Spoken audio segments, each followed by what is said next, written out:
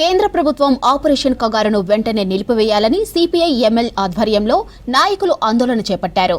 పెద్దపల్లి జిల్లా గోదావరిఖని గాంధీ చౌరస్తాలో నల్ల బ్యాడ్జీలతో నిరసన తెలిపారు.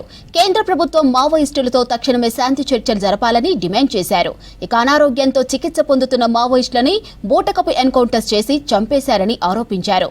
ఛత్తీస్గఢ్ నారాయణపూర్ ఎన్కౌంటర్లో చనిపోయిన మావోయిస్టులకు విప్లవ జోహార్లు తెలిపారు నాయకులు.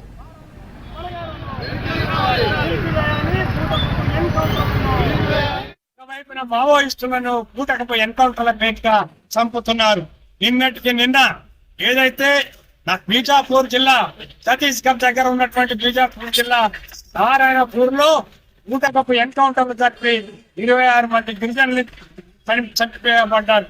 అందులో ఆ పార్టీ కేంద్ర కమిటీ కార్యదర్శి, మావోయిస్టు పార్టీ కేంద్ర కమిటీ కార్యదర్శి 50 ఏళ్ల నుంచి ప్రజల కోసం అజ్ఞాతవాసంగా పోరాడుతున్నటువంటి నాయకుడిని అనారోగ్యంతో ఒరిస్సాలో ట్రీట్మెంట్ తీసుకుంటుంటే ఒక రహస్యంగా అక్కడ ఉన్నటువంటి పోలీసులు ఆయనను అరెస్ట్ చేసి తీసుకెళ్లి దండకారణ్యంలో కాల్చి చంపి ఇవాళ బూటకపు ఎన్కౌంటర్ ను హత్యాకాండను మేము తీవ్రంగా ఖండిస్తున్నాం. అలాంటి కట్టుకథలు అనేకం ఈ దేశంలో, ఈ రాష్ట్రంలో జరుగుతూనే ఉన్నాయి.